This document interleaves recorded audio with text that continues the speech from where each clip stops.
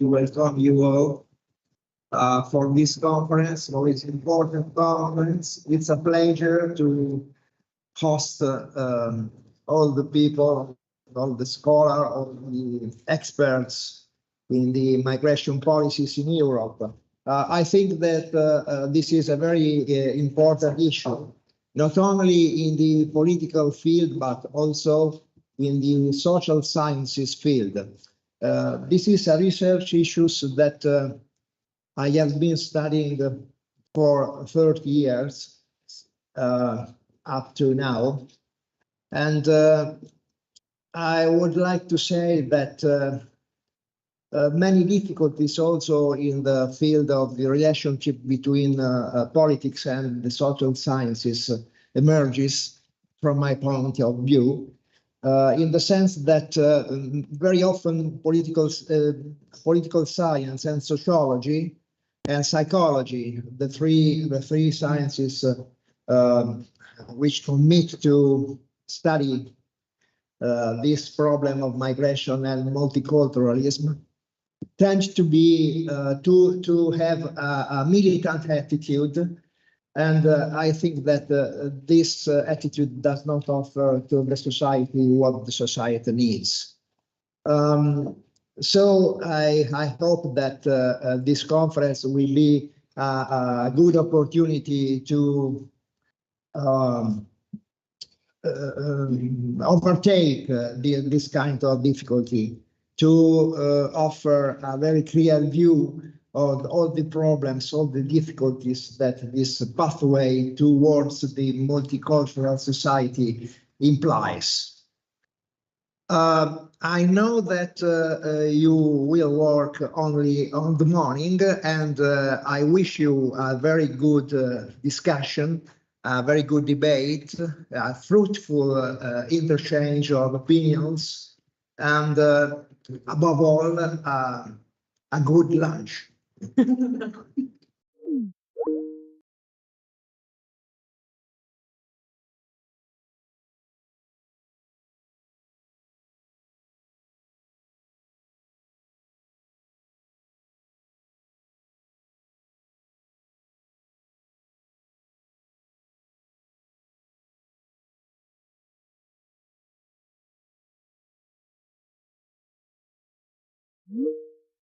That I should say a few words about the institution I work for and why I'm here today.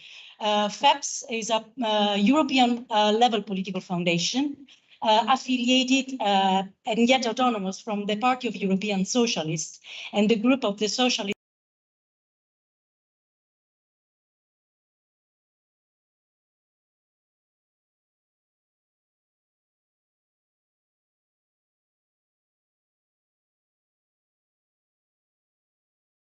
policies and politics, and to also work as a bridge between the academic world, the world of think tanks, and the policymakers, who are our first primary target. We have been promoting the studies that we are going to present today in cooperation with the Friedrich Ebert Stiftung, with the Fondation Jean Jaurès, which is not represented here today, unfortunately. And I would like to thank these two partners, but above all, Eleonora Poli from the CEP and Cecilia Sottilotta from the Università per gli Stranieri di Perugia for their excellent work, because without them we could not put together these 4 studies that we are going to present. I say 4, we are only speaking actually of 3, because the French one, the author could not be present today. So we are only going to focus on three of the policy briefs. Why this research and what is this research about? As I said, FEPS is a political foundation. We focus on different European policies, and migration is, of course, one of them, which is crucial, particularly from a progressive point of view. It is a very divisive policy, actually polarizing, as it was mentioned before by the pro-rector. It creates this militant attitude in people. it's dividing society, it's dividing the member states, and it's very difficult to address because it touches upon very delicate issues such as identity, culture. For this reason, it's also very often the object of actors of disinformation and misinformation. And for this reason, FEPS has devoted the last few years, together with the Friedrich Ebert Stiftung, in addressing the question of disinformation around migration. There are lots of policy briefs on our website if you want to have a look. And this year, we decided to tackle the question of the perception that people has about migration and how much these actually correspond to reality, particularly when it comes to economic issues and social issues. And we decided to focus particularly on 4 countries, which have a very different approach to migration: Germany, France, Poland, and Italy, of course. So this is the topic of today's conference. This is the topic of the policy briefs that very soon will be available on our websites. And again, I would like to extend my thanks to the organizers, to Eleonora, to Cecilia, to Tobias and Luca from the Friedrich Ebert Stiftung in Rome for their fantastic cooperation. It's been a pleasure, as usual, working with you. And I would also like to thank you for being here and the speakers. Some of them traveled a long way to be in Perugia this morning. And I wish you all a good conversation. Thank you. Thank you. Thank you, Hedi. Buongiorno, good morning to everybody. Dear Pro-Rector Marina, it's a pleasure being here in Perugia, having the possibility to present and to discuss this study here in this beautiful university and being here in this marvelous place. My name is Tobias Mörschel. I'm head of the Friedrich Ebert Foundation, the office in Rome. As maybe not all of you know what the Friedrich Ebert Foundation is, allow me a few words about the foundation. I'm going to be very brief. Friedrich Ebert, our patron, he was the first democratically elected president of Germany after the First World War, when Germany became a democracy. And when he died in 25, so around about 100 years ago, the foundation was founded as his legacy. So we are going to celebrate our 100 years in about 2 years. And we have 3 main targets. Well, one is strengthening democracy. The other thing is, it's very interesting maybe for you students as well, studying, if you want to study in Germany, we're giving scholarships to students who are really also socially engaged. And the third main target of our work is fostering international understanding. And therefore, we have around about 100 offices worldwide. And like our office in Rome and their office in Rome, and therefore we are proud about, is the oldest office we have as Friedrich Ebert Foundation in Europe. It was founded 50 years ago. We, as a foundation, we need to work in networks, and we have many network partners here. Example in this room, a big partner for us is FEPS and Hedi. I want to thank you very much for the cooperation. Again, just last week we had a cooperation in Villa Vigoni at the Lake of Como, so we're doing quite a lot with FEPS, but also with CHEP and Jean Jaurès and other partners. So I would say our big advantage is being an international foundation with our international network, and we always try to bring in a European and a global perspective in politics and policies. So, if you're going to discuss today about migration, it's really an argument which we have to deal in a European perspective. We can't handle it just in a national perspective. So I think it's really good to do this, to tackle this point. I won't name it problem, but the issue on an international perspective. We all know if Europe wants to maintain its wealth and its economic prosperity, we need migration. The problem is we don't want the migrants, or maybe not we here in this room, but many don't want the migrants, but we need them.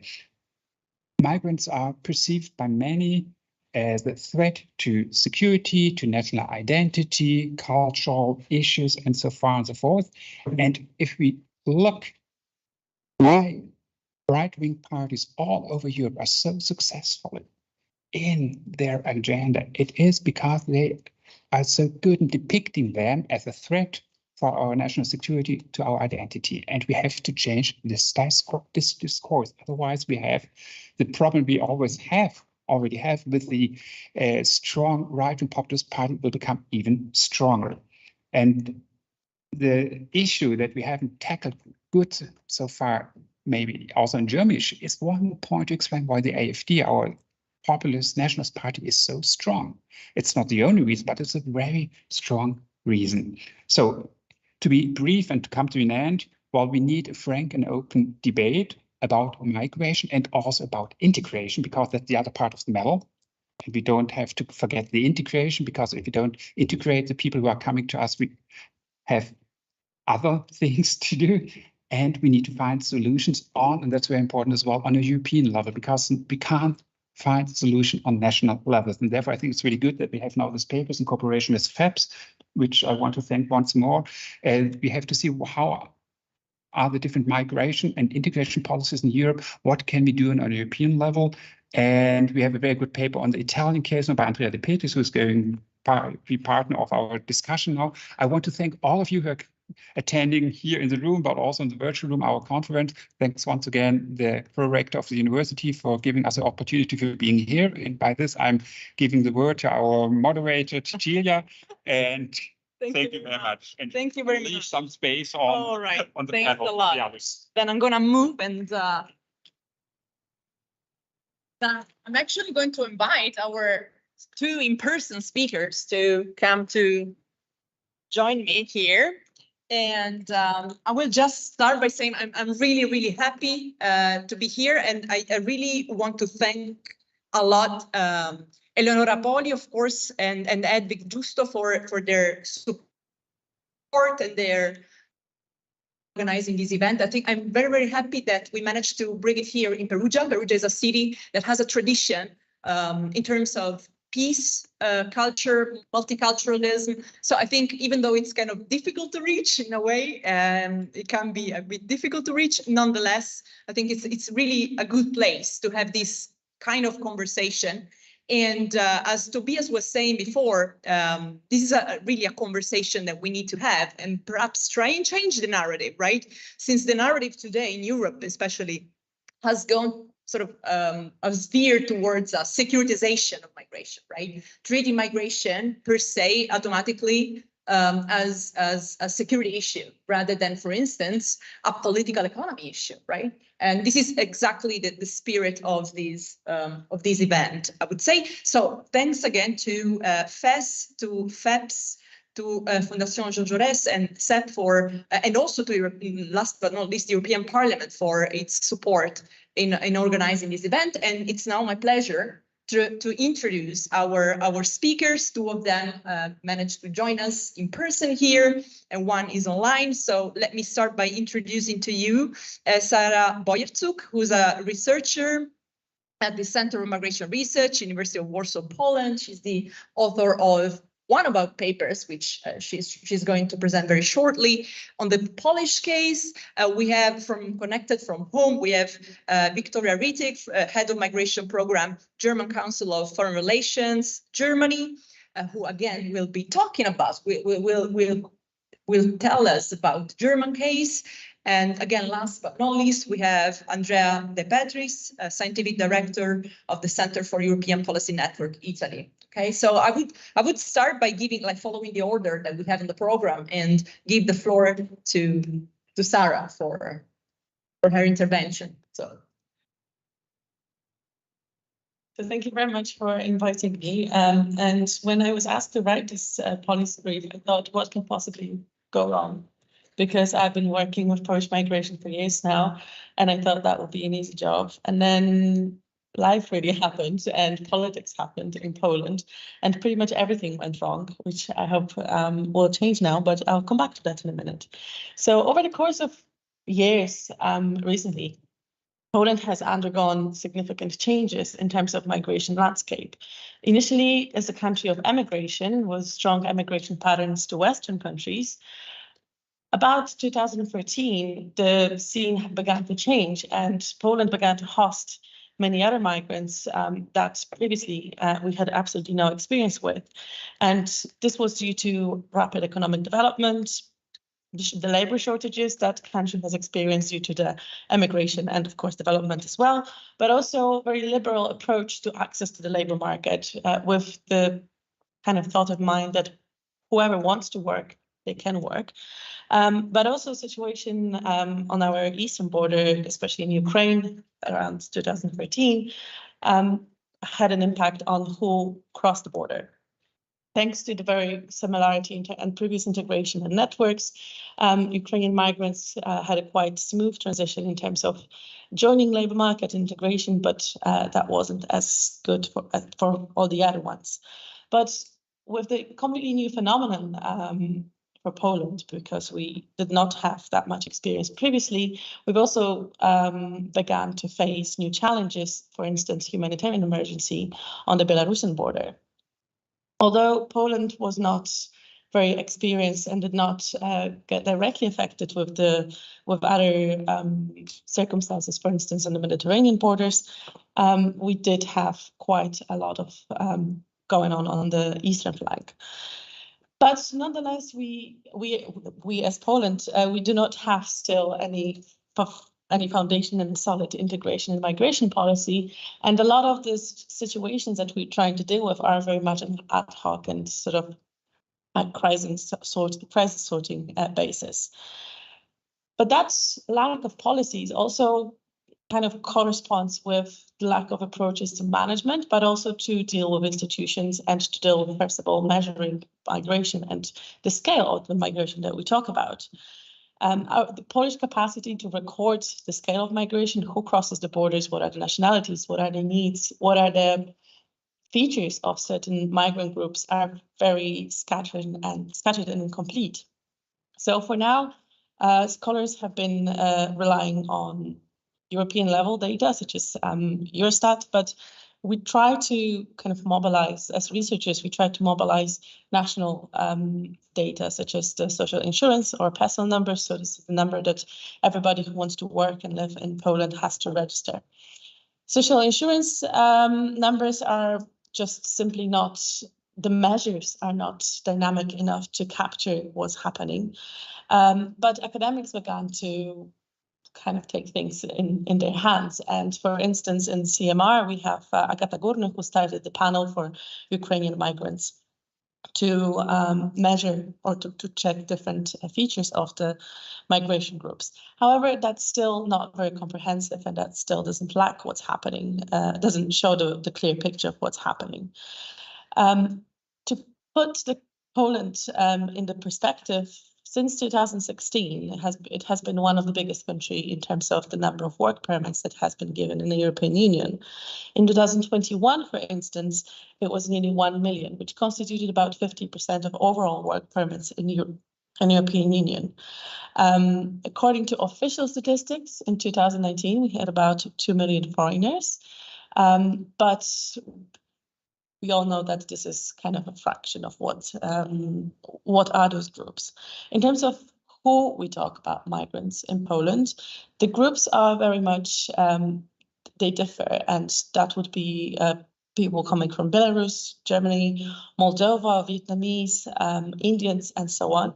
But really, official statistics can't really capture the comprehensive number. So before COVID, that migration was rather circular and temporary. With COVID, things have changed and became a little bit more, or the government tried to push it to become a little bit more permanent to keep the labor force going.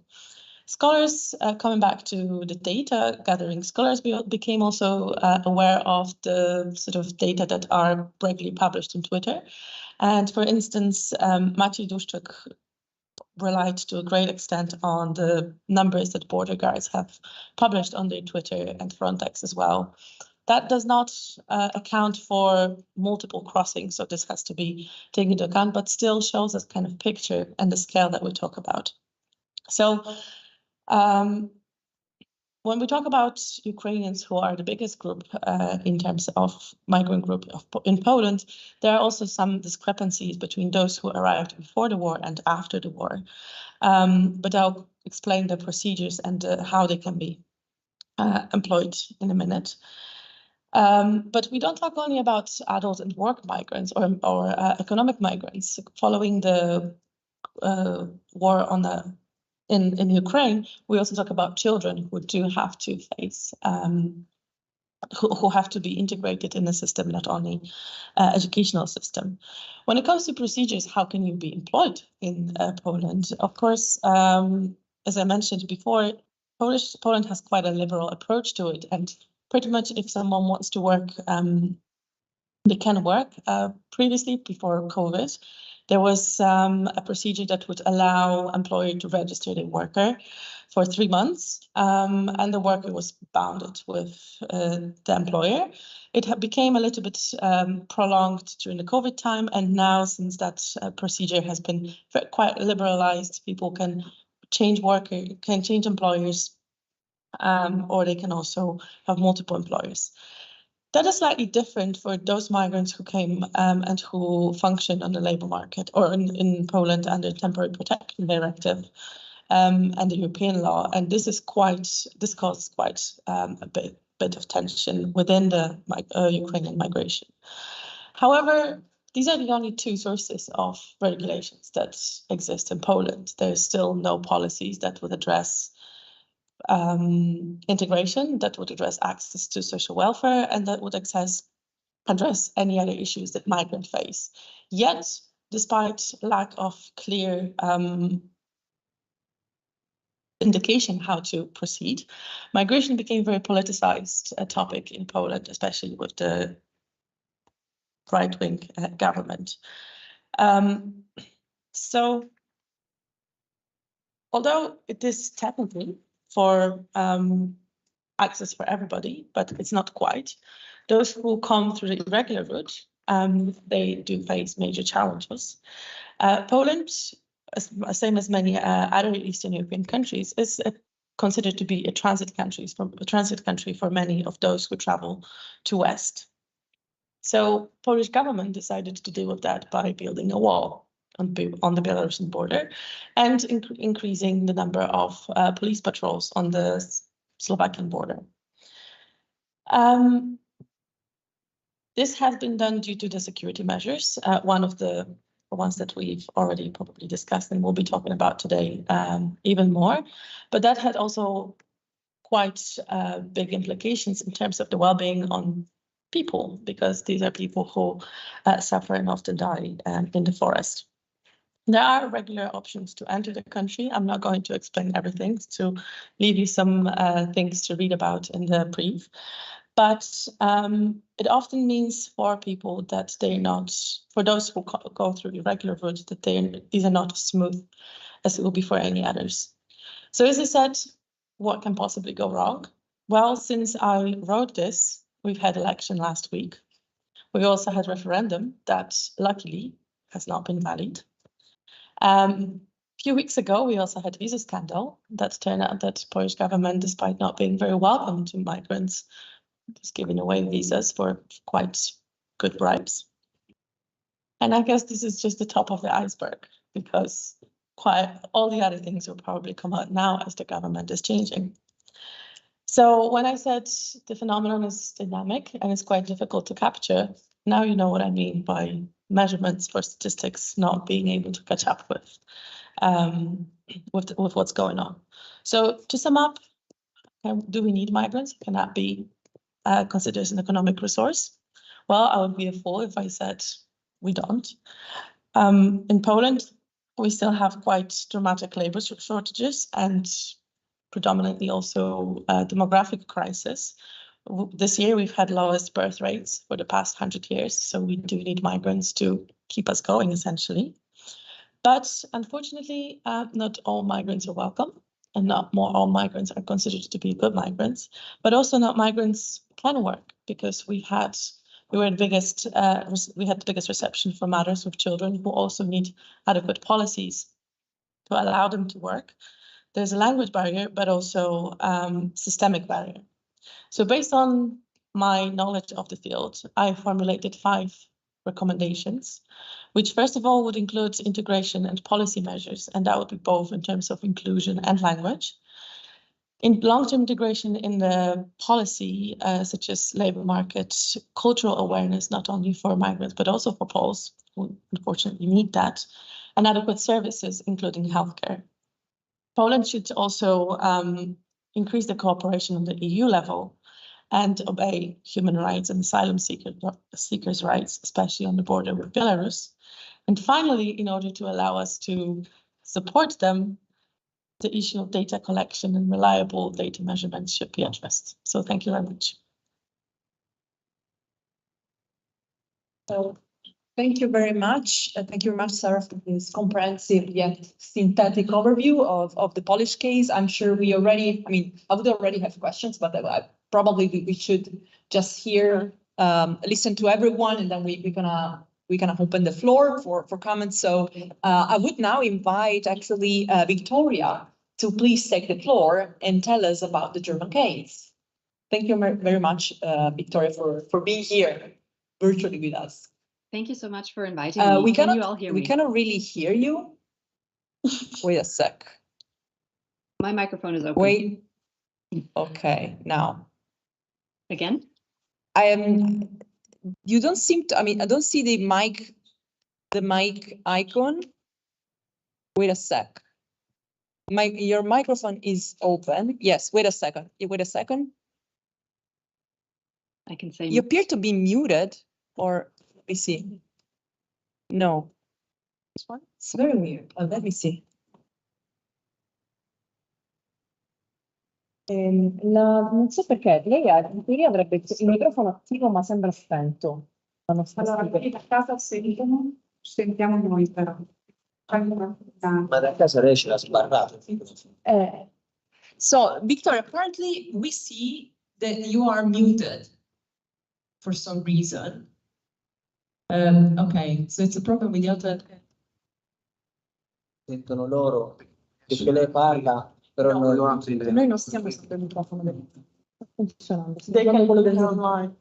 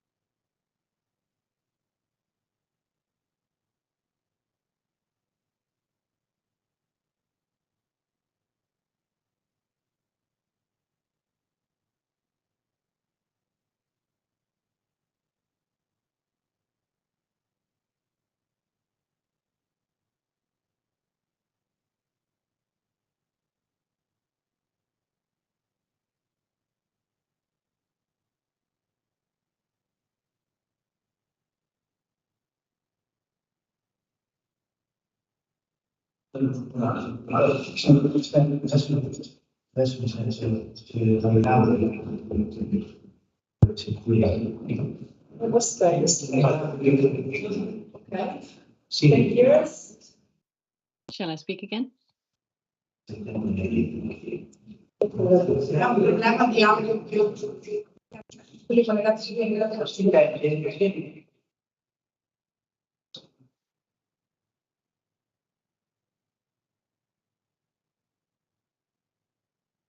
Can you hear us now?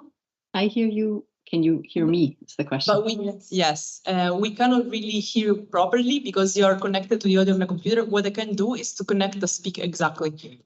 Can you speak now? I can speak now. Can you hear me at all? We can we hear her? I think we can. If you could can also speak louder, exactly. If you be as loud as you can, it's better. If I speak like this, is it good? Is it good? I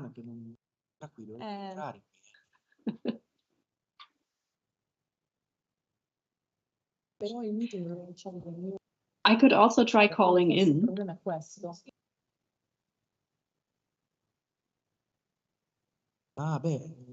Can someone else in the room open their microphone and see if they can hear you?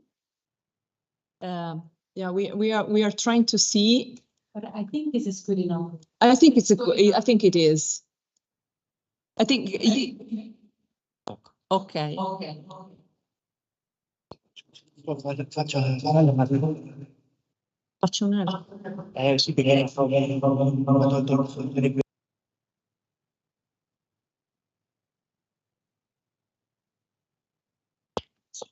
No, you can't hear us. Now I can hear you. Can you speak now? Okay, I can speak. Can you hear me? Wow, wonderful. Okay, I will not touch anything and just try to speak slowly and loudly. If you cannot hear me, please give me a sign. Wonderful. Well, it is a pleasure to be with you, even though I just see the panel and a few people in the audience. I would have loved to join you, but unfortunately, because of a prior engagement, could not make it.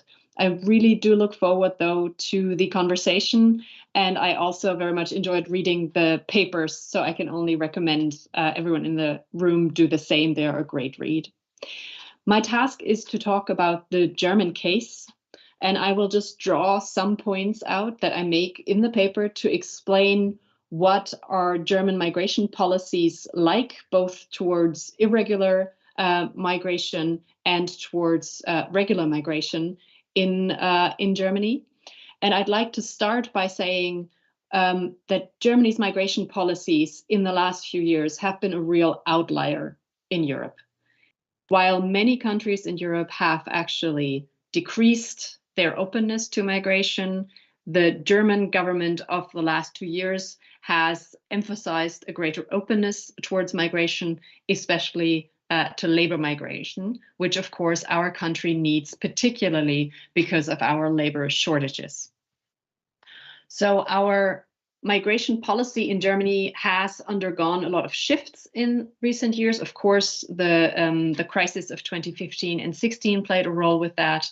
And then migration was in the public eye again last year, primarily because of the arrivals from Ukraine.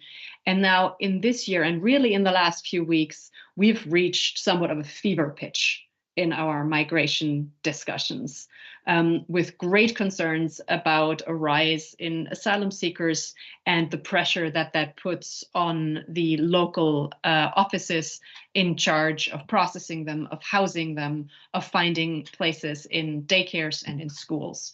So right now, as we are speaking, we are in this situation where migration is one of the top topics discussed in Germany. Now, of course, looking back, Germany has been the main destination country for migrants in Europe for a long time. And what's important to say, of course, is that most migration to Germany actually is legal and happens through regular channels. In spite of that, it is the irregular migration that dominates headlines. And when I say irregular migration, I really mean all kinds of spontaneous arrivals at the borders, which includes the arrivals of asylum seekers, which most of them for Germany are from Syria, Afghanistan, Iraq, and increasingly from Turkey. Now, as in Germany, as in many other European countries, legal pathways to come to Germany for humanitarian migrants, including for refugees, are actually rather slim. So Germany has some resettlement, but only resettles a few thousand people each year. So the main route for humanitarian migrants that are looking for protection, so call them asylum seekers, call them fled people, whatever your preferred term. So most people that seek protection come to Europe, come to Germany as asylum seekers. This year, we are projected to receive about 300,000 or more than 300,000 asylum seekers.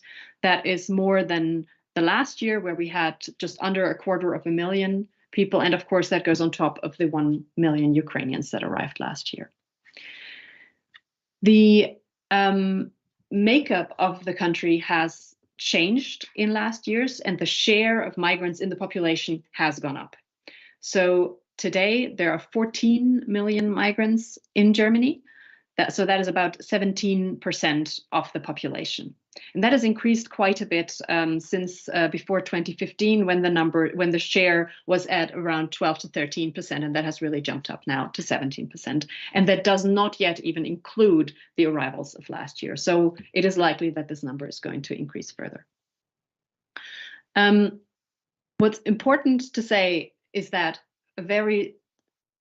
given the overall migration flows to Germany and the people that are in Germany, it is really just a very small set of migrants, about 280,000 people that live in Germany without a legal status. We call them Ausreisepflichtige in Germany. So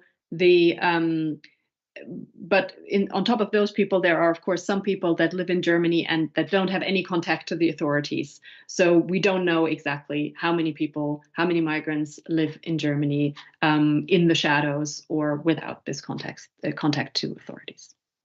Now, that's just some of the data. What has been happening in the last few years? I'll say a few words on this. So since the government under Olaf Scholz started their work 2 years ago, we have seen, and they have announced, the so-called paradigm shift on migration. So there was this strong feeling that with the new government, there should be a real divergence from prior policies of the Angela Merkel era. And this paradigm shift has a lot of different elements, and I'll just focus on 3 of those.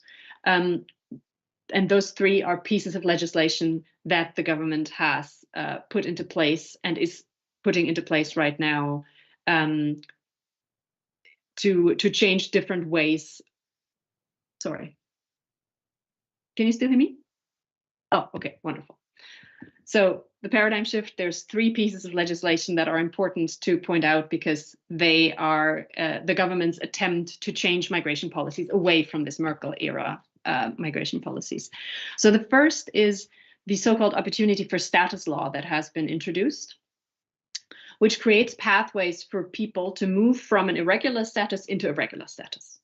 So those 280,000 people in irregular status that I mentioned, that number actually was 300,000 people just a few months ago.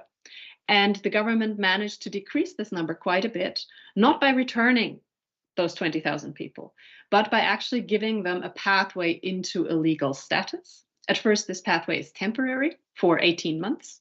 And in that time, they're supposed to fulfill certain criteria to then, with the goal to then move into a longer term regular status. The idea behind this is that it is simply not good to have a large population without a legal status in Germany for a long time. And we have many people in the country where we know that it is very unlikely they're going to return to their home countries, perhaps because war is still raging there, or because we are unable to forcibly bring people back to their countries of origin because they don't cooperate with us. So there are many different reasons why people cannot return. And it is simply not good policy, neither for the people themselves nor for our overburdened authorities to keep them in this limbo status. So the idea of this first paradigm shift part is simply move people out of the limbo into opportunities. Okay. Second law that the German government has been debating, has not yet been passed, is a new citizenship law.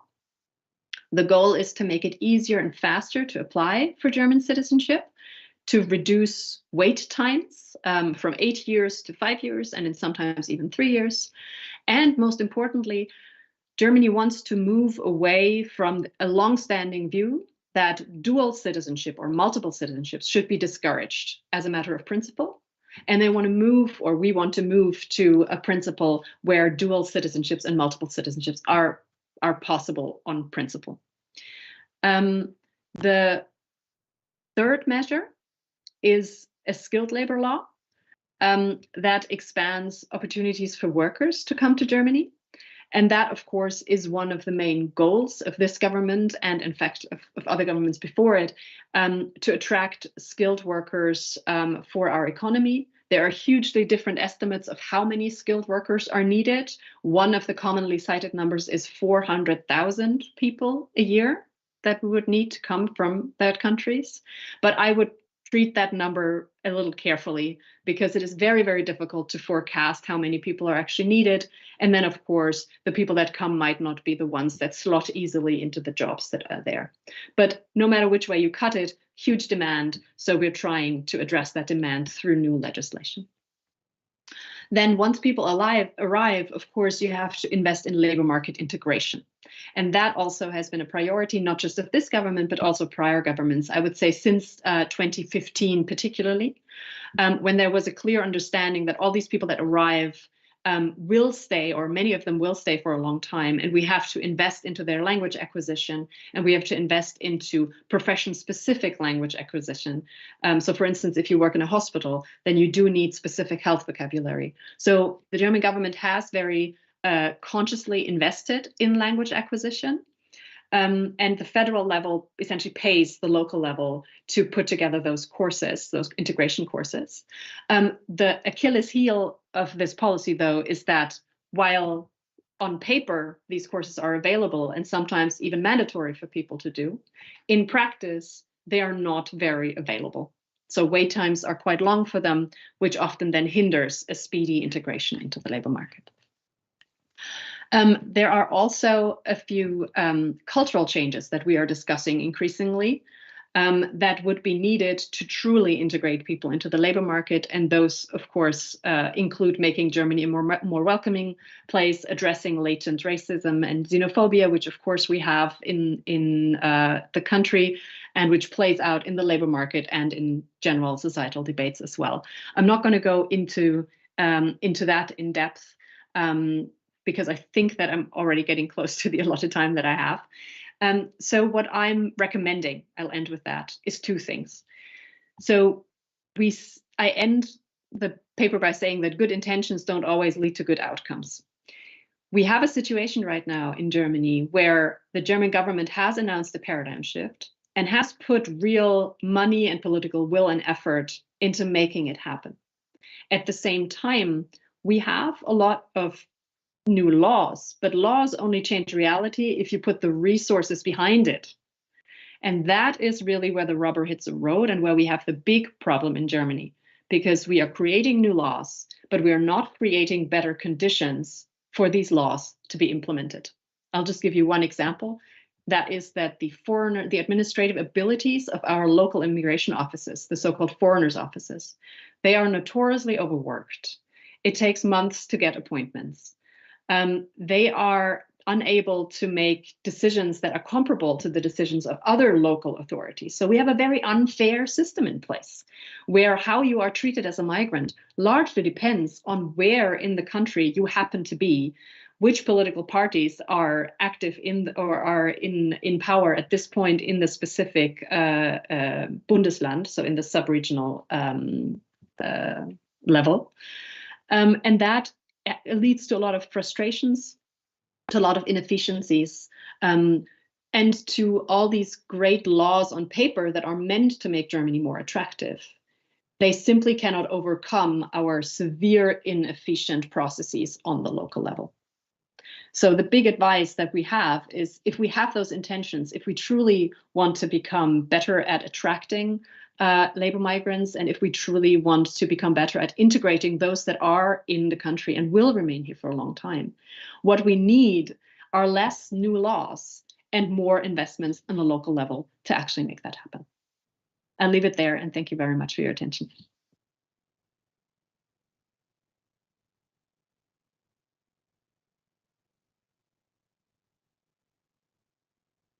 Victoria, can you hear us? Yes.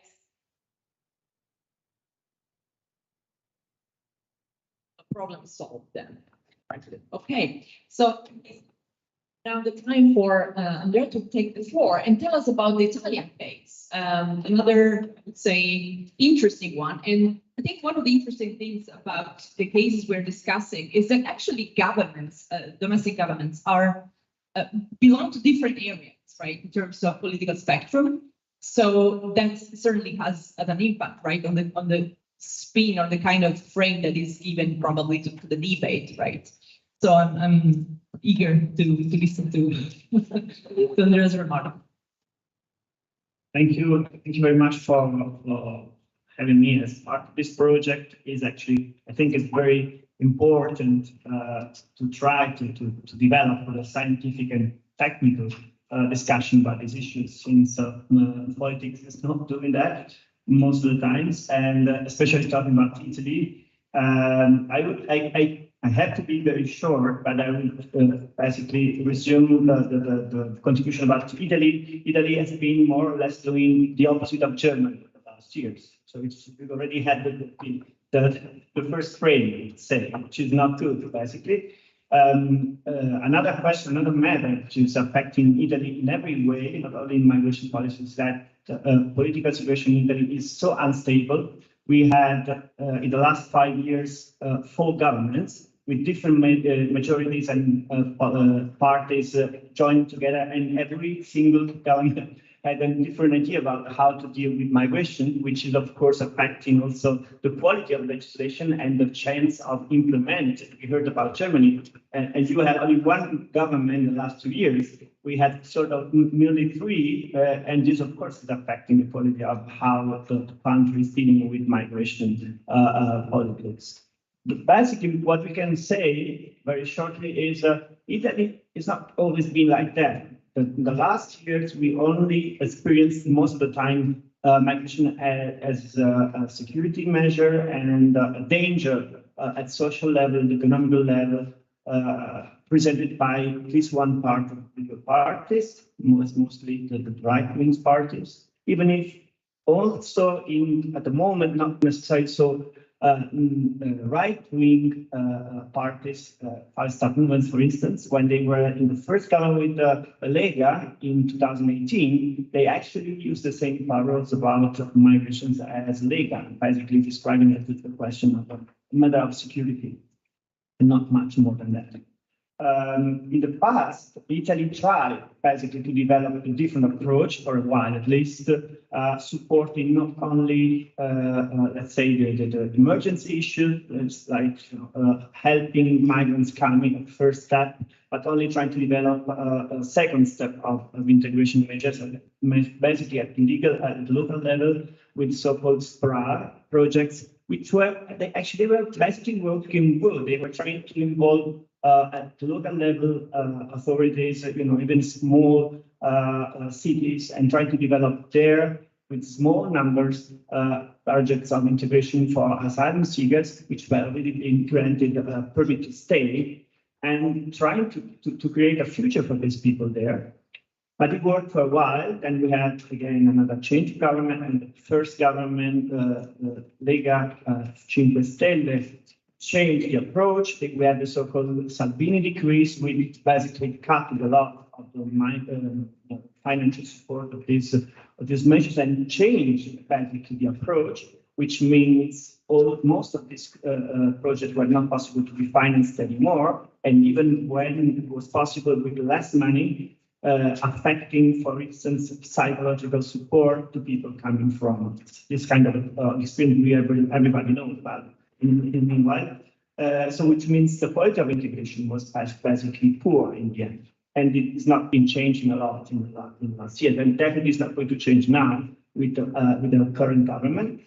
And again, Italy pointed on the measure of repatriation of illegal migrants, but the data says that between 2013 and 2022, 44,000 migrants had been expelled, but only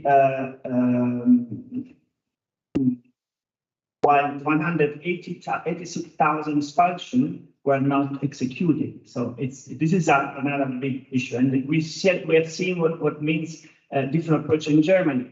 If you face reality and you see even if illegal people are here and they're not going to go anywhere for a while, at least, you probably better try to figure out how you can possibly try to integrate these people there instead of treating them as possible criminals, as the current government is basically trying to do again, even now in the next months, next year, at least this seems to be the approach. Another question is affecting the quality of the legislation in Italy about migration is that it's very emotional. Usually the governments react when something happens, like a shipwreck. The last one was in Cutro in February 2023. And again, the government reacted with a Cutro decree, which is supposed to change once more the approach to migration politics. And this means, very shortly, basically trying on one side to facilitate the access to work permits in a way, but basically for a certain quantity of people, we are dealing with, these are the numbers, 450,000 people in 3 years, or at least work permits in 3 years. But, and this has been presented as the idea of the government to support legal migration and on the other side, fighting illegal migration. Although this idea, okay, so we are going to have kind of 150,000 people work permits in Italy each year in the next 3 years, which is not exactly the truth. It means only supporting that employment is only more or less 1/3 of the 150, 140,000 a year. The big part is a seasonal employment, which means that people which are not supposed to stay definitely in Italy, it's supposed to come for a while, staying for the season, and then going back somewhere else, which is not affecting the kind of migration which is coming to Italy. And which means if you think to solve the problem of migration through this provision, you're not going to do that because we are talking of two different kinds of migrations. And this is another thing. Politics should be aware that migration is a very complex phenomenon. As we heard, we are not every migrant is the same, and even people coming from the same way, with boats and so on, they're quite different from one another. If you call them, all of them illegal, as the political parties in Italy do most of the time, so actually it's wrong because we don't know which kind of people are on the ships. And once you don't know, since you don't know them, you have to first identify them. And that give the chance to them, according to the Italian constitution, chance to present an asylum request and then evaluate every single request, because this is what the Italian constitution says. And again, we got another problem, political party. Tu prends toute la colonne, tu te mets ouais, comme ça. Tu vas dans là.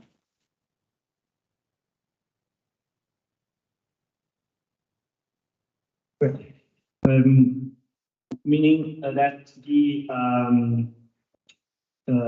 even the legal quality and the constitutional acceptance of the provisions that sometimes is wrong. As we have seen with the decree issued by Salvini in 2018 that been declared unconstitutional by the Constitutional Court. And this is another issue that is very relevant, I would say, not only at national, but also at European level. I hear now that there is a big discussion about to improve security at the external borders, which I can understand on one side, but there are a lot of legal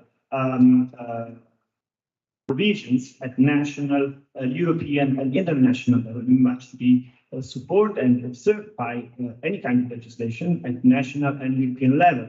If you do not observe this, there's quite a big risk that sooner or later these provisions are going to be declared unconstitutional or as a breach of the European treaties or international provisions, which means you are basically losing time because you are ruling a phenomenon with an inappropriate or even illegal provisions. Going to okay, so this is the question. Another, on the other side, the same Cutro decree has been reforming the special protection permit, which was another instrument that Italy had in order to provide support and kind of possible kind of permission to stay for people that are basically not entitled for the typical asylum, but will not be repatriated for any reason, risking possible, attacks in their countries for any kind of reason. So there was again, in this case, there was a provision which was facing reality instead of making kind of I would say, populist discourse about migration. And the new provision, this Crucial decree in the Article 7, has been reducing the chance to have this permit and has cancelled the chance to change this special protection permit in work permit. during the time, which means these people are going to stay away on any chance of integration through work, which is exactly the wrong approach. If you look at Germany again as a possible alternative, if we talk about integration of course needs a lot of provision, a lot of support and political measures, but definitely access to work is the main key for integration. As long as we don't have the chance to work, or at least to have the possible chance to work market, you are out of any possible integration. And to close, I would say my suggestion for Italy and frankly for Europe as well is to face the migration as it is. It's the complex phenomenon. It's not an emergency anymore. We're talking about migration since 2010, whatever, in these terms at least, and facing that there are legal boundaries which must be observed no matter how you think about your political orientation. Thank you. This was yet another interesting intervention, and I would have questions already, but it is now time rather to invite our discussants to first make their remarks, and I'm very pleased to introduce you to Krzysztof Nowacek, who's the Deputy Head of Migration Management Response Unit of the Director General Migration and Home Affairs, European Commission, joining us from Brussels online. Thank you so much for being with us. I'm going to give you the floor in a second, just to say that our second discussant is Christian Richmond, who's the founder of Migrants, which is an absolutely exciting project. It's actually the most widely used educational online platform for refugees and asylum seekers in Italy. So we are really happy to have these two great discussants. And I would now give the floor to Bristol, and we're going to mute ourselves so that you can actually speak. Hello, good morning, buongiorno. Can you hear me? Yes. So once again, buongiorno. Thank you very much, Prorector and organizers, for organizing this very relevant and timely event, and for inviting us, the European Commission, to join you and to provide some observations from the European Union level. We do need facts, figures, evidence in order to do evidence-based policy making. Hence, the relevance of your work and on the entire event. As one of the speakers already said, at least in one of the country cases, but it's actually all across Europe, most migration is through legal and regular pathways, if we may call it, but it's the public and political perception is captured by other elements of this phenomenon that, of course, also capture the headlines.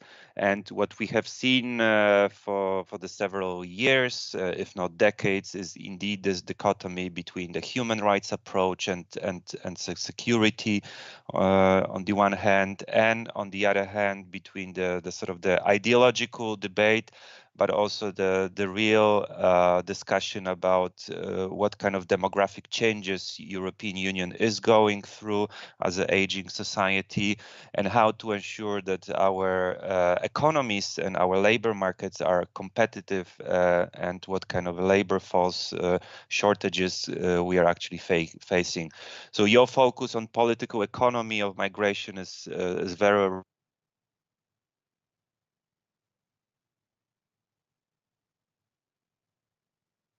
We lost it.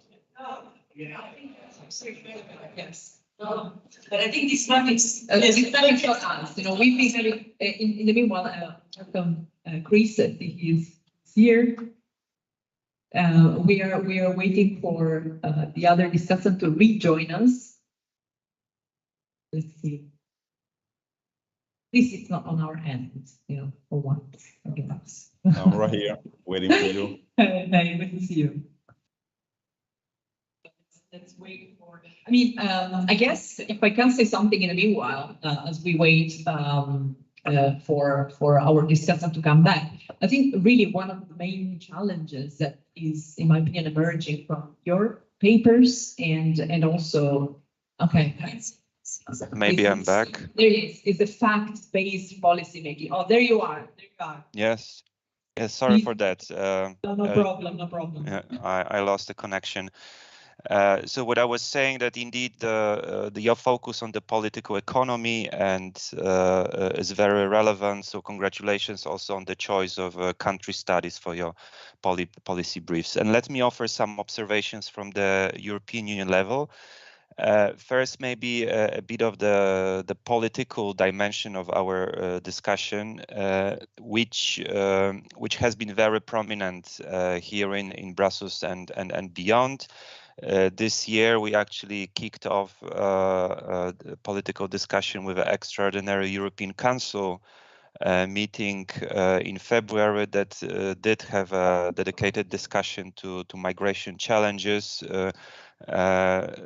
whereby heads of state and government discussed and agreed on conclusions how to follow up on the discussion when it how to follow up on actions when it comes to migration phenomenon. Also this year, we as the European Commission, and then to be discussed among the ministers that endorsed these deliverables, we prepared several action plans focusing on different migration routes, starting from the Central Mediterranean migration route through the Western Balkans to the Western Mediterranean route, and just this week the Eastern Mediterranean route. Also in the aftermath to a crisis that we have faced as Europe in Lampedusa, European Commission prepared a 10-point plan for Lampedusa. We do hear a lot of voices of criticism that European Union is producing papers. I dare to disagree. Just to say that these action plans, not only that they do offer some new elements of action and reaction of the European Union jointly to migration phenomenon. So it's not only reshuffling of the ongoing activities, but it also offers a transparency vis-à-vis other institutions, such as the European Parliament, that puts, of course, the migration very often on its agenda, but also think tank stakeholders such as you, who may dare to ask what is it that the European Union is doing, but also vis-à-vis the European citizens that, of course, are very much concerned about how the political leaders are addressing migration challenges. So this is, of course, the political side, but what matter more is are the actual actions and what is it that is being implemented. So if I just may highlight a few elements when it comes to the policies, and as the topic of our discussion is mostly the economic migration and the sort of the regular legal pathways. So just to briefly recall that we as the European Union, we work collectively through so-called pledges when it comes to resettlements, humanitarian resettlements from third countries, and this has been already proving quite successful, with, of course, different member states benefiting from this and pledging towards these channels more proactively rather than the others. And the most, when it comes to the legal pathways, of course, the most focus has been put on the economic migration, with the European Union having a European Union blue card that we also took stock recently as an instrument to see what is working and what is still not perfectly efficient to actually improve the joint economic migration channels. Otherwise, on more legal elements when it comes to the legislation, also the work on the European Union long-term resident status, offering through the EU legislation a de facto full access to all the rights for those third country nationals who have been residing in the European Union for 5 years, and then being able also to be mobile across the European Union. Otherwise, throughout other more targeted activities, such as, for example, talent partnerships, we work with third countries to help those member states that are interested and that are seeing some labor shortages to sign up agreements and partnerships with third countries, focusing on key sectors. And once again, these are partnerships, so it's being always signed in a cooperation, of course, with third countries and different stakeholders, including economic operators and migrant communities in those countries. What the European Union will be also putting on table, as a matter of fact, next month, is a package on talent mobility. It will include several initiatives. Just to mention two, the first one will be a new IT platform called EU Talent Pool. So that would be an IT platform that with the aim to facilitate labor matching between EU employers and job seekers from third countries.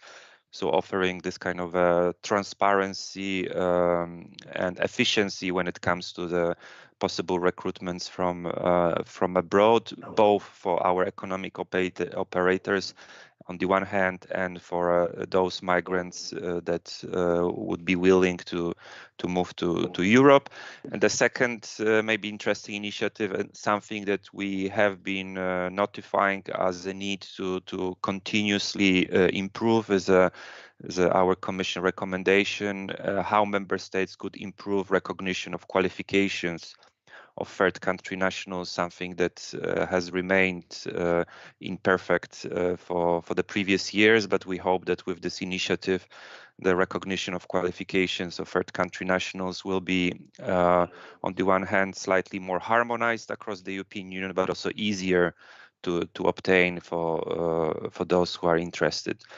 So that was on the legal channels. When it comes to the other, what we call the irregular channels, of course, you are familiar with the new pact for, or it's not so new anymore, but the Pact for Asylum and Migration that envisages the revision of asylum procedures, of the border procedures, and the return procedures.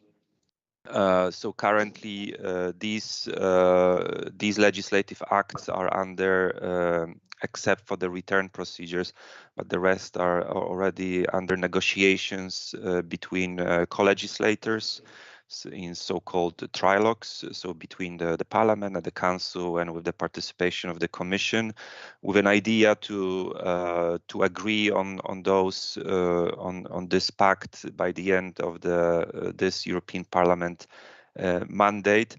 Without going into details, that the main objective of these different legislative procedures under this pact is to ensure more effective procedures based on the human rights approach that would also ensure more explicit responsibilities when it comes to the member states, and hence ensuring trust between member states, and also faith among our citizens into migration management systems.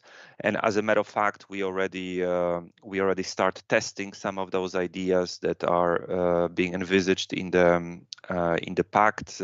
You might have heard about solidarity, and you might have heard about relocations that would be from countries under migratory pressures to other countries, and we are already testing it in a format of so-called voluntary solidarity mechanism, whereby from countries such as Spain, Italy, Cyprus, Greece, and Malta, we have been already for the last 12 months relocating asylum seekers to those countries that pledged to receive those asylum seekers. And last but not least, I spoke about politics, I spoke about policies, but what really matters, and this is maybe behind the curtain, are the really daily operational work that we are doing with member states, but also with our other key stakeholders. On the one hand, on so-called preparedness, So I spoke a lot about the need for evidence-based policy, and we are also investing a lot in terms of data collection, forecasting, situation awareness, also work with member states on their contingency planning. And this is done both at the European Union level here inside the European Commission, but also jointly with all the member states and the Schengen associated countries. And what we also do, we invest a lot in so-called migration management response, so reinforcing member states' capacities. We heard it prominently coming up, especially in the context of the countries that were covered, including when it comes to the helping member states to cope with vulnerable migrants that arrive, be it unaccompanied minors or migrants that have suffered some trauma, because this is where we see that a lot of investment is needed. And all of this we do, among other tools, through the European Union funding. We have a so-called AMIF fund, Asylum, Migration and Integration Fund, with nearly 10 billion euros for this programming period between 21-27. We also have so-called European Social Fund, whereby a lot of social cohesion and measures can be, including measures to boost integration of migrants in the labor market, are being financed. And last but not least, we also work with EU agencies such as Frontex, European Union Asylum Agency, or the European Labour Authority. So just to conclude, migration is a natural phenomenon. It has been there for centuries, millennia, and it will continue. It is, as a matter of fact, a part of our European way of life. So what we need is the frank and open debate. This we truly agree. So your policy briefs very useful input. If my one suggestion, if you are looking for volunteers for another country, what I personally find fascinating as a country to look at, where I also find literature quite limited so far, is Cyprus, which is in a way a new immigration country like Poland, but facing sort of a Mediterranean challenges like Italy. So PT, I cannot be with you in Perugia, that I cannot network in person, and I'm missing the lunch that you will be having soon. But otherwise, very much grateful to be part of the discussion. Thank you. Thank you very much.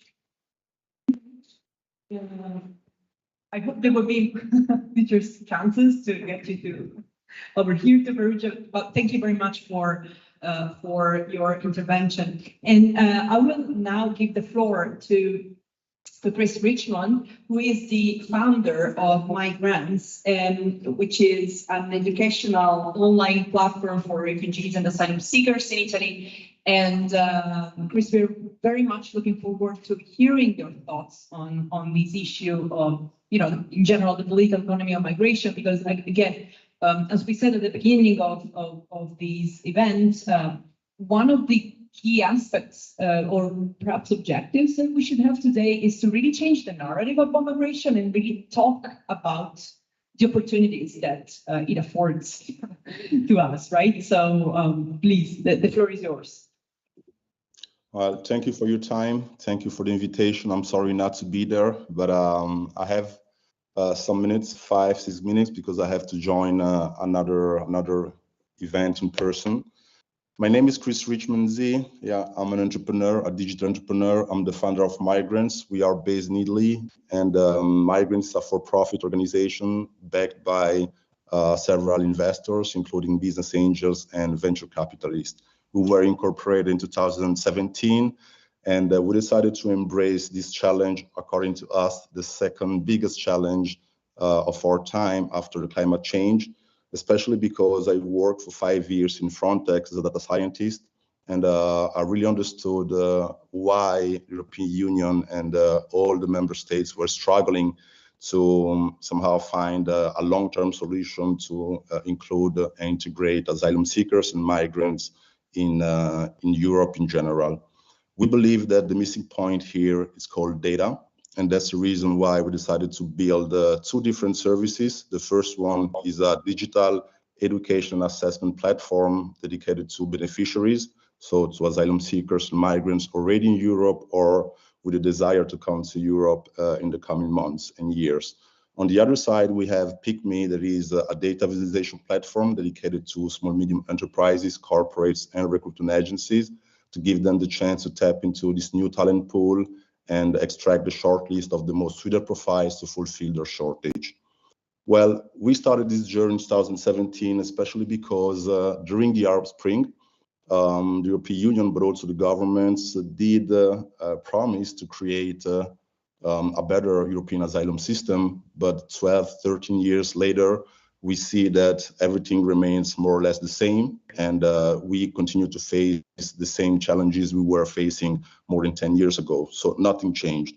It's also true that public administrations continue to invest their time and their money in the recognition of the formal qualification of the asylum seekers or refugees. But according to us, let's say most migrants struggle to showcase some piece of papers stating their formal background.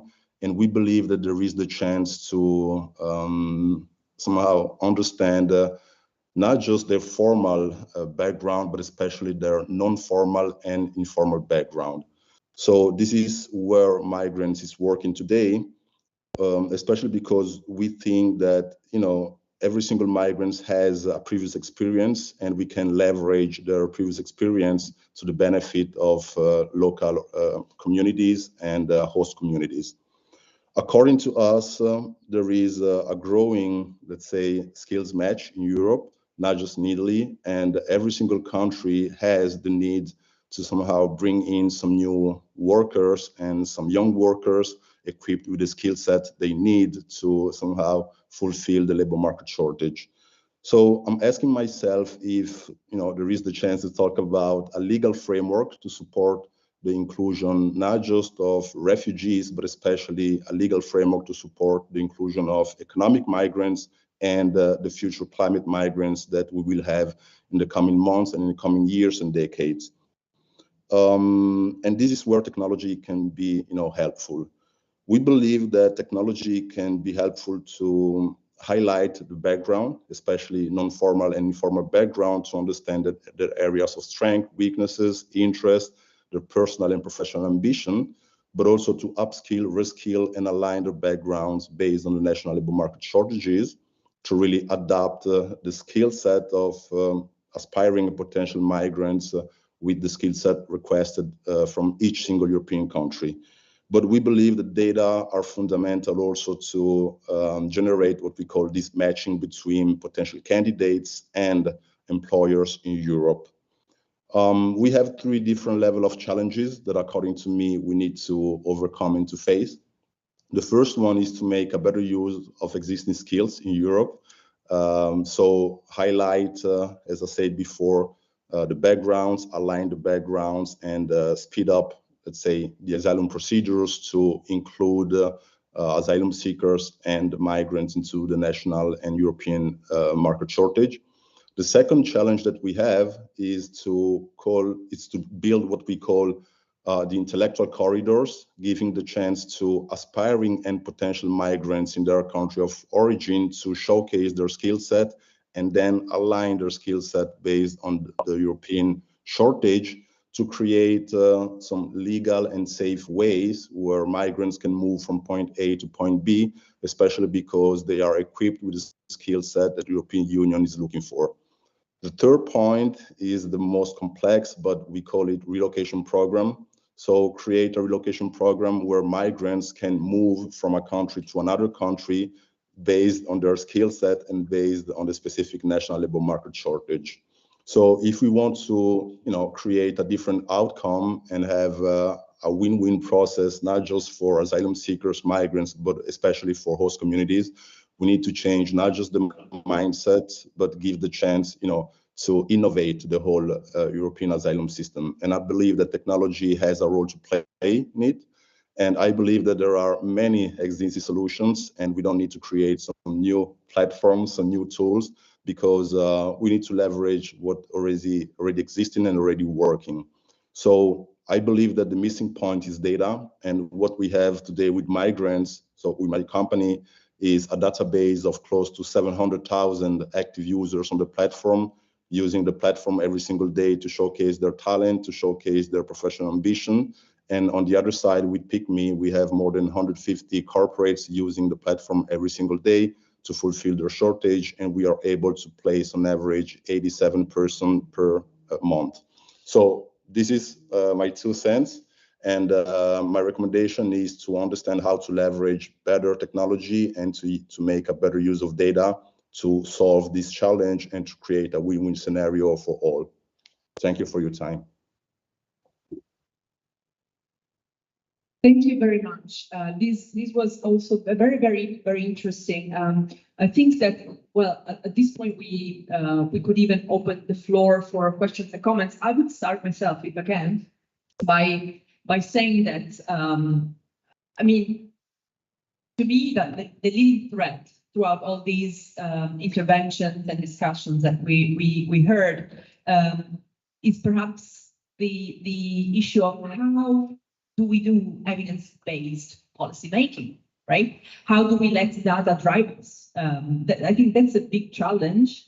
And how do we do that in a country? I'm thinking about Italy, for instance, which is a case that I know best, in the sense that for instance, we are very well aware, even policymakers are very well aware of demographic crisis, but then the responses that we hear are more, hey, let's encourage Italian women to have more kids, for instance, rather than talking about what we have now, what we have to do now, right now, to solve the problem, right? So how do we? That's the big question for me, looming over us. How do we change the narrative? So how do we do? Big question, I know. Are there any questions from the public or even from home?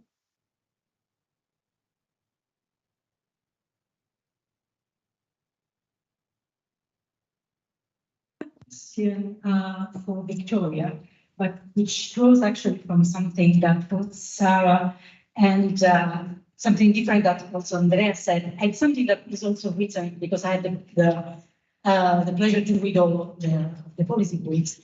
That Sarah said that there is not a general migration policy in Poland, but mostly ad hoc policies that are developed.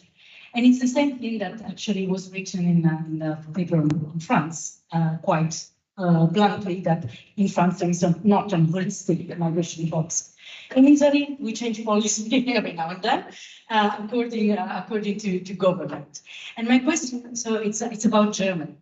Would you say that in Germany there is a holistic migration policy, or it's also a policy which is developed according to the emergency, to the situation? And this paradigm shift that you mentioned, is it going in case in that direction? Thank you. Thank you very much. And how do we? Maybe we want to collect more questions and open the floor for a round of answers. Are there any other questions from? Again, from home, I just taking a look at the chat just in case somebody is. Any thoughts? Any questions? Oh, we have.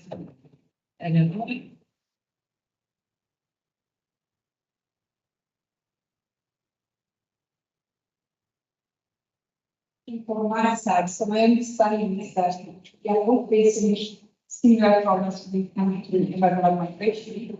But what are the chances to create when if you can speak a bit more close to your mic? Yeah. So what are the chances to create some kind of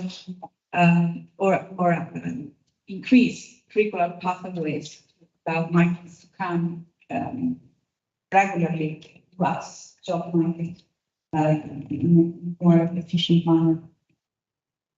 So thank you very much. And I would add to that, really, that's a problem. Again, I'm thinking about the case of Italy. The problem is that the legislation per se does not really allow, or it's extremely difficult for people to come to the country legally to work, right? That's one of the big issues. The system in Italy has long been the one of sanatoria, okay? So the post facto regularization of migrants that reach the country illegally because there are really no legal pathways, essentially. So that's another big challenge.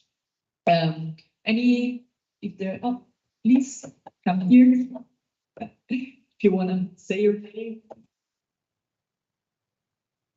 Thank you.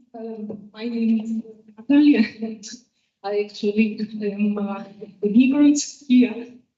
So I wanted to ask someone of the speakers. So I heard one of the speakers spoke about the necessity of recognition of previous qualifications that the migrants had in their countries.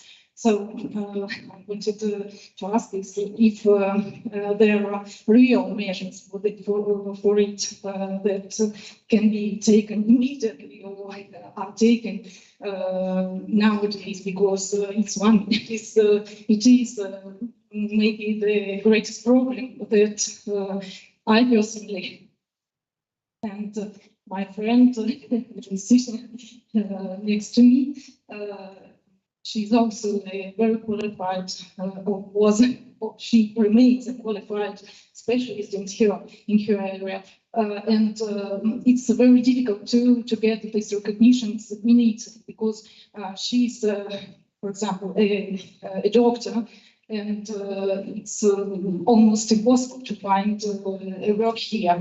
And I'm here now as a visiting researcher, and I come from Russia. I know that it's a less popular country, that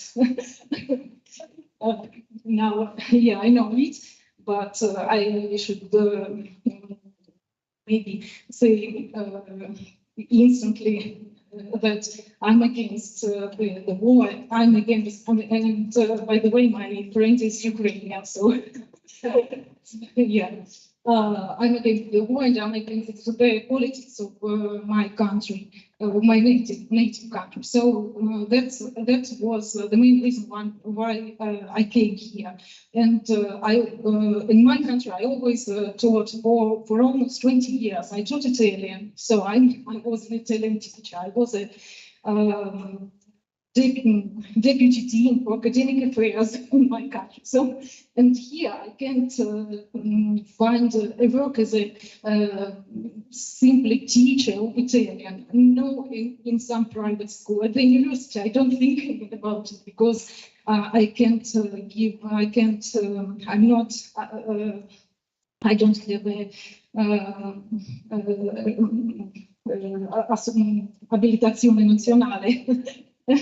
So, and I don't know how to get it, even with my 20 years of experience in teaching Italian, with my publications, with all my experience I had. So the main question is very practical for me, and I'd be very grateful for someone could give me some advice, and to my friend too. Thank you.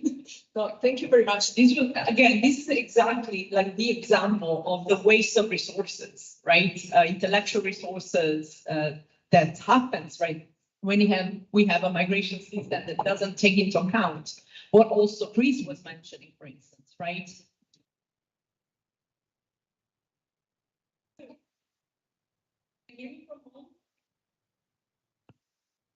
Can you hear me? Yes. Sorry. Here, everything is very fragile. We have to be very careful with the technology. So anyway, no, this is an example, right, of what we were saying. It's a matter of matching the demand with the offer, in a sense, setting aside all politicization and instrumentalization. Right? We're talking about Italy, for instance, a country with a shortage of doctors, right? What a waste. You know? So I really hope that our speakers can say something to your case, actually. And if there are no more questions, I think we collected enough and we can actually open the floor. And yeah. So I would ask Victoria perhaps first to say something.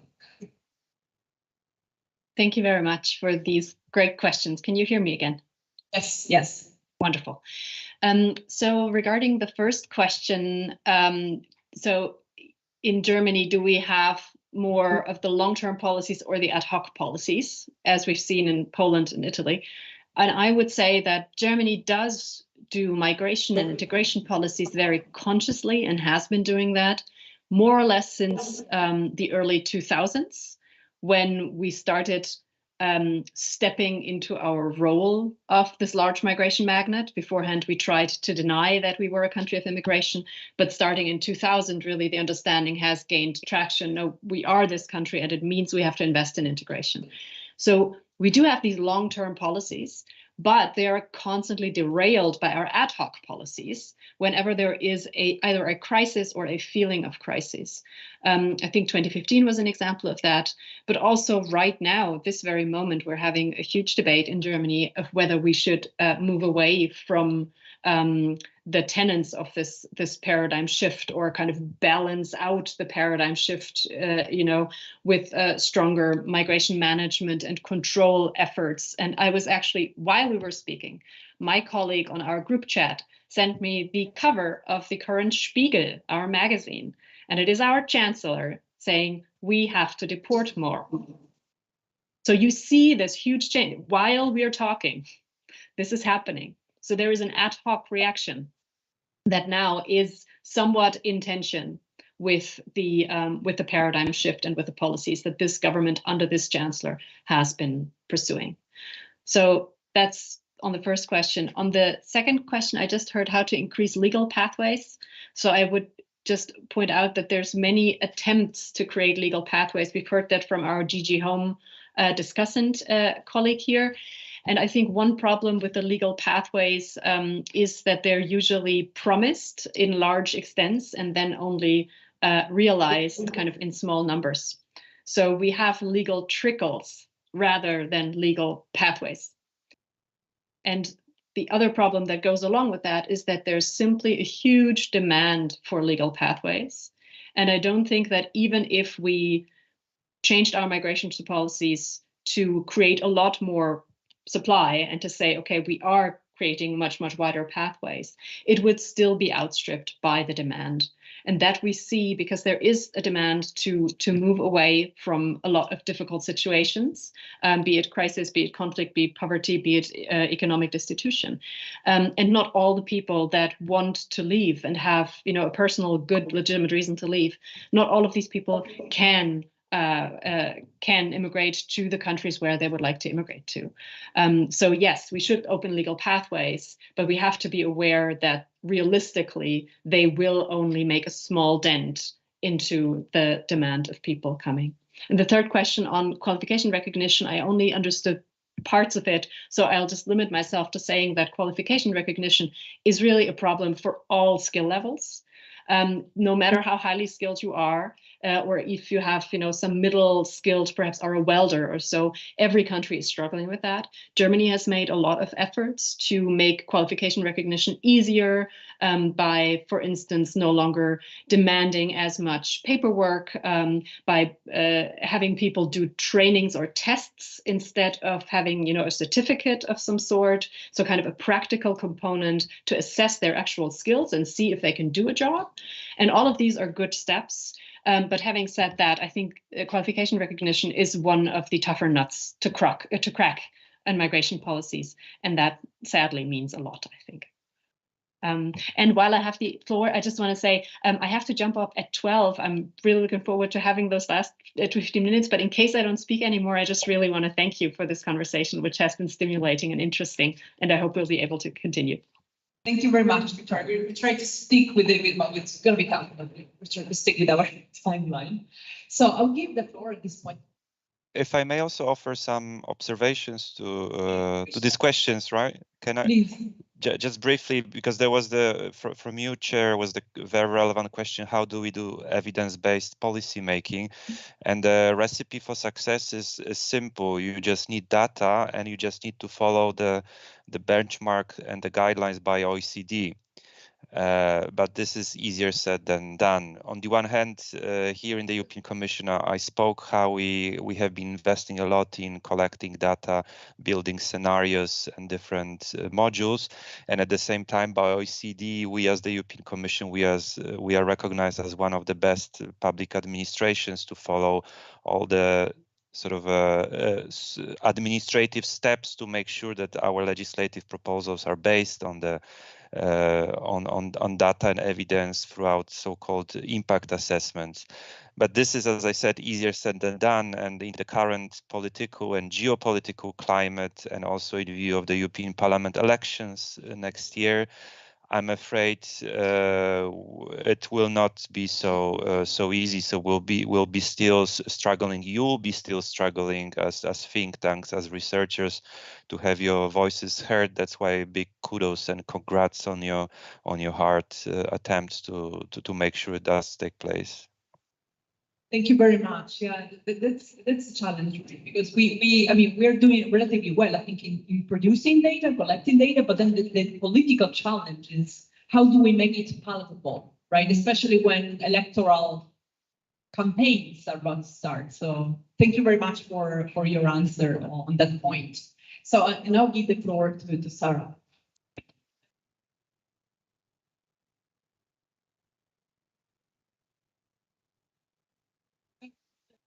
Based policy, and by all means we need data, we do need research. But I think this is something that came across to me when I was writing actually this policy is we also need to have a different perspectives. This is something that came up last on our group in Spain, that we also need to consider that us from being where we are in this part of the world, we do have certain perspective. And even when I was writing these things that were obviously just came with a lot of questions from people who commented on my policy. So I think this is something that goes into account that it's not on the other perspective that matters here, even though Western countries was received migrants. In terms of increasing pathways, I think for change, Poland has been relatively open because there is no other way to, well, there's no kind of coherence in terms of the policies. And here, when it comes to qualification and definition, I think this structure very much pivots in terms of approach debate, both in terms of doctors, but any other skills, because the doctors that Poland has suffered some of the greatest shortages of doctors. And the problem is because we have a medical school who wants to leave Poland. We have particular migrants from Ukraine coming who would like to work somewhere, but Polish civil service, but they don't pay off as much, so they would love to go to Germany or UK or other countries. What has been happening is part of the notification of the policies, this sort of conditional recognition. So in order to, especially for the places that are suffering terrible shortages, and especially those kind of local hospitals, they have found this kind of traditional recognition of the qualifications for medical stuff, while they kind of supplementing their qualifications to match the other ones. So that might be also a way to keep the skills in the countries. One thing, because this is putting my notes here. In terms of the matching, skills and demands, there has to be blue. So I think this is we are missing the blue. So honestly, we have to find the blue.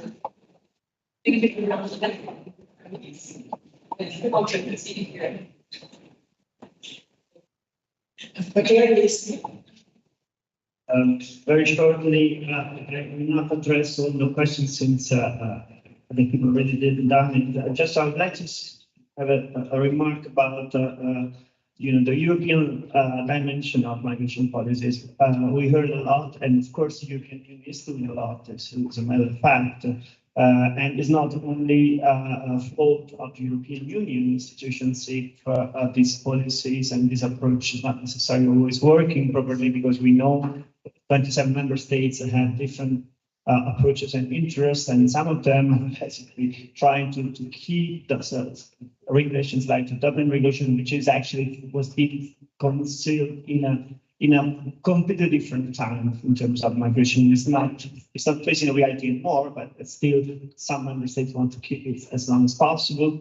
So I would suggest on this point of view, as it is possible to change also, the way the institutions, the council and parliament legally treat this next regulation, next steps of regulation. Migration impact is very important, but we need to have an effective cooperation at European level, maybe making some provision boundary for every member states without a chance to choose between solidarity, relocation, and payment of money, which is not, for me, a real kind of solidarity.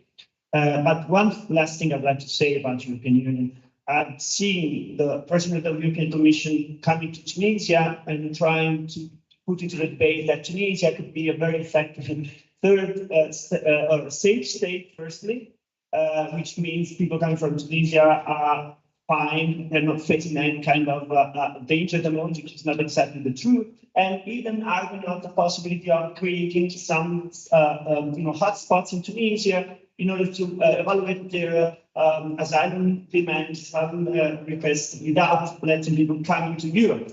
And I have some problems with that, because the European Union is also coming a little bit of values and human rights. And I'd like to know, this is something that's not been addressed yet, who is in charge for granting that human rights are supported, are respected there, if we assume that third states, not the European Union, are going to be in charge for evaluating asylum demands to come to the European Union. We have the experience of Turkey, which is not exactly the best example to quote if you want to implement this kind of policy. So definitely, Tunisia is not one of them. Egypt is not one of them. Libya is definitely not one of them. So I think that under this point of view, external borders are important, but human values and human rights are also important. I'd like to see from the European institution, at least the European institution, a different approach in these terms, saying that we are not going to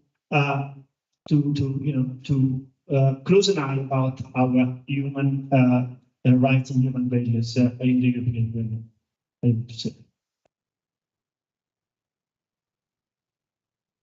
It's very important, right? Because then again, how do we get out of the securitization loop, right? If we don't bring in human rights, right? So expand our border, at least when it comes to fundamental values. Are there other last minute comments or remarks? If this is not the case, I would invite Eleonora to sort of draw the conclusions of today's discussion.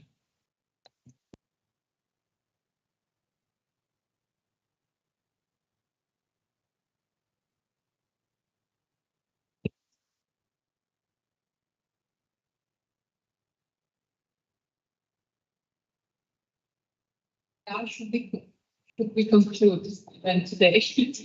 I think there's been quite an interesting process. First of all, let me thank again the PEPS, all the foundation that allows us to organize this event, the establishment in Perugia, and also the Center for European Policy Network, my organization, for giving me the time to dedicate to such an event. I think the paper we have been receiving has been quite interesting in providing the picture of bodies. The idea of that, since migration is becoming such a political issue, that is, we are losing, the technical side of it, in the sense that we don't understand how to solve some problems because we don't have data, as Chris was saying. And I think it's becoming very much emotional. So the attempt was, okay, let's try to take a picture of the situation. Let's try to see what are the main issues in each country.